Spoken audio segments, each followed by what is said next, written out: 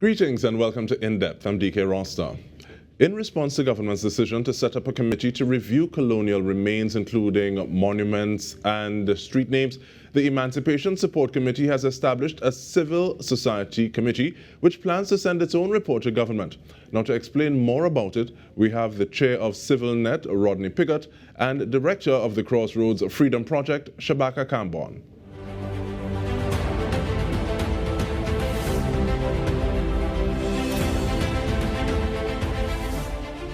Thank you so much for making the time, gentlemen. I want to start with you, please, Mr. Piggot. Now, I know Tobago, she becomes more beautiful, but do you find that same amount of names, those monuments, those edifices, paying tribute to colonial times in a manner similar to Trinidad? Absolutely, DK, absolutely. And it is very disheartening. Upon returning back home in 2016, repatriating from the United States, and finding so many of these names were on our public streets, some of our most beautiful sites. One of them is my pet peeve, which is Fort King George. This is one of the most beautiful sites in Tobago, and it is actually named after one of our colonial enslavers, so that every time you want to reference this beautiful site of Tobago, you have to actually utter the name King George, which is really a slap in the face to our ancestors. Really it is. It's very insulting to them. And they probably are sitting up in their graves every time we say their names, because we're not calling the names of our ancestors, we're calling the name of the ancestors of those who enslave us. And so this to me is very disheartening. Now, apart from a slap in the face, you also described it as a linguistic libation. That is a term that I'm going to borrow. Thank you very much for saying it in advance. Now, Brother Kambon, who are the members of this committee, and why focus your energies on this civil society organization when government say they're already doing it?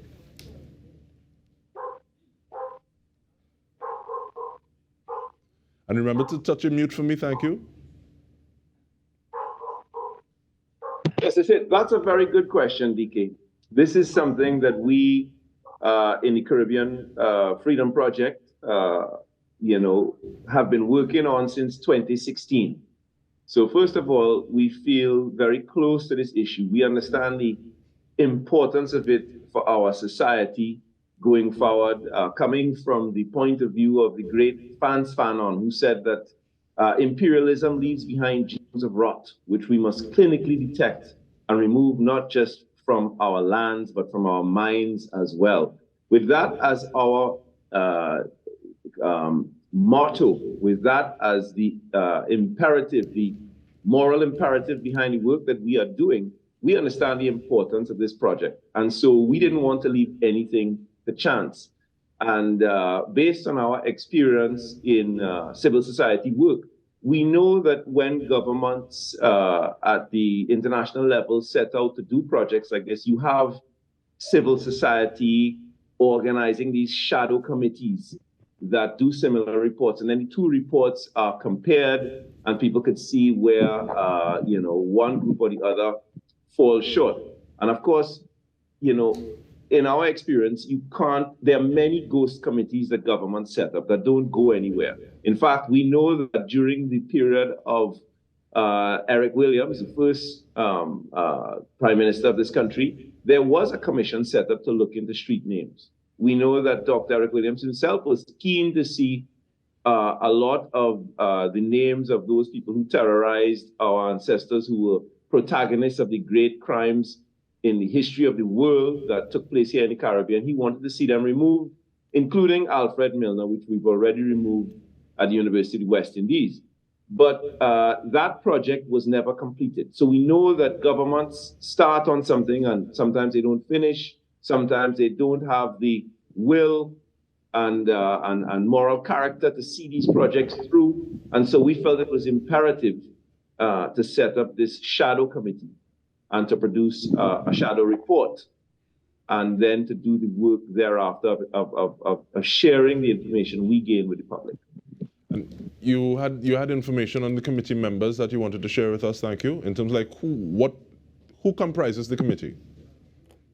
Okay, so let me quickly give you a list of the distinguished members of this committee, starting with Dr. Claudius Fergus, former chair of the Department of History at the University of the West Indies, St. Augustine campus, and of course the author of Revolutionary Emancipation, Slavery and Abolition in the British West Indies. We have Dr. Carol Boyce Davies, Caribbean American professor of Africana Studies and English at Cornell University, the author of the prize-winning Left of Karl Marx, the political life of famous Trinidadian Claudia Jones, of course, who is not memorialized, one of our real heroes, not memorialized in Trinidad and Tobago.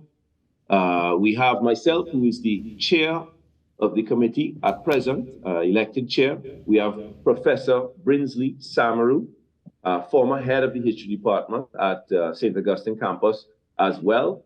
And he recently launched a book on that great Indo-Trinidadian, and he's been speaking out a great deal about the celebration of colonial criminals in this country. We have the chair of the Emancipation Support Committee, Ms. Zakia Uzoma Wadada. We have Dr. Aintu Pearl Springer, who really needs no introduction.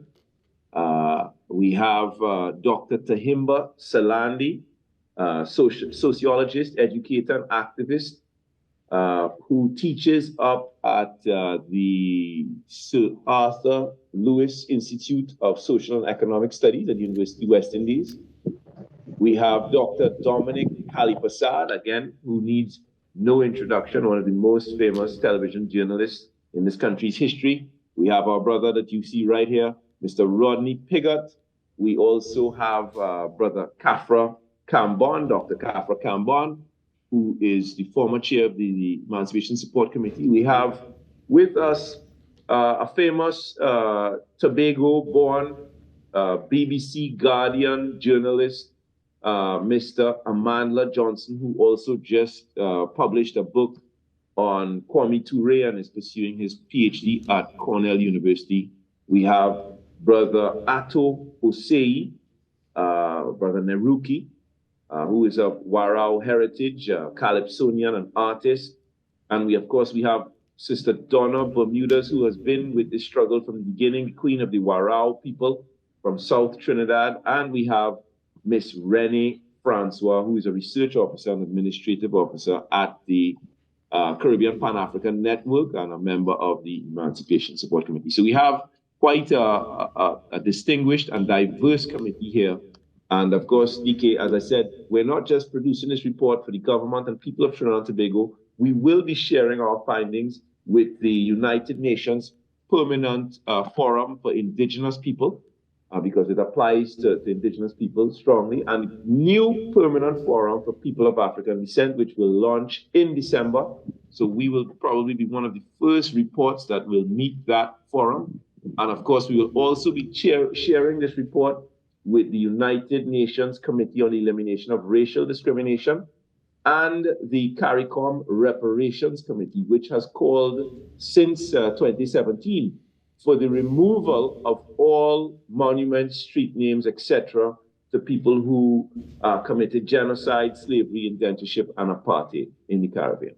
And the reason for asking information about the committee members and who comprises was twofold. One, just to fasten your business, and the other, just to kind of categorically state or give individuals an idea, because I think sometimes when people hear Emancipation Support Committee, certain images are conjured, they already have certain feelings one way or the other. But realizing, like you said, it's a very diverse cast, and even looking and seeing what it is you're going to do with it, I think that says a lot. But we return to the conversation. When we return, stay with us. We have so much more to speak about.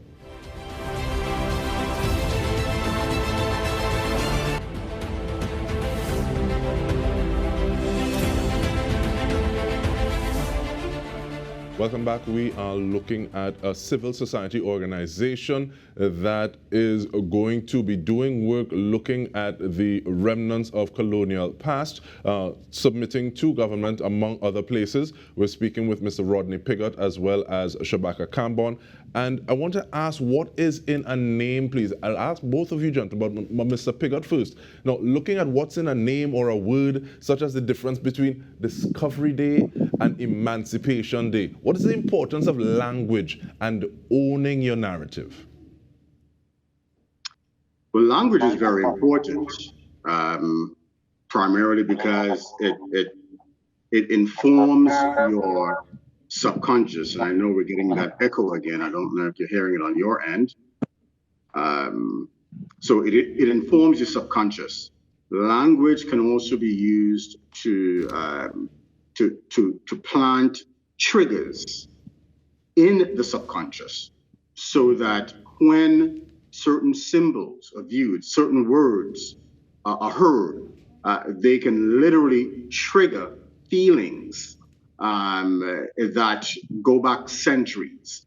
For instance, one of the most popular words I can say, I'm not going to say that on this show, is what's called the N-word. So that even though we as Africans have been far removed from the actual enslavement period, if any European call any of us that N-word, it triggers feelings within that go all the way back centuries. It goes back to the feelings of our ancestors' pain, which is inside of our genetics. So language is very important. And so we have to, one of the purposes of decolonization is to decolonize your language, so that you don't inadvertently trigger psychological harms against your own self. That is a way to keep people more or less enslaved, is through the use of language, planting language in their subconscious. So we must be able to determine our language, determine our symbols in our space. It's very, very important. And it's important, and I find it very interesting the way you say that, and I tie that into what Mr. Kambon would have said, uprooting things that are both physical and mental, because sometimes you may not even realize, well, one, that this is a trigger, or two, the word that is being used here really means this, because even looking at the United States of America, there are words that are supplanting that N-word. So someone is using the word urban or using the word thug, but this is what they really mean. So actually being kind of eternally conscious or aware and looking at how these things can play a part in what it is you're talking about. But I'll ask you the same question, please, Mr. Kambon, as well as asking for a timeline of some of these things that the CSO has planned to do.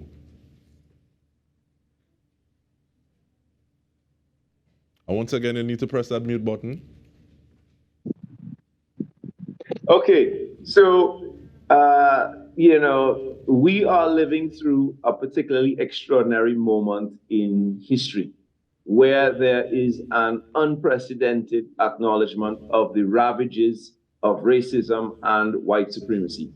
And it is no accident that at this moment in history, just as this took center stage, the world turned its attention to the protagonists of the great colonial crimes.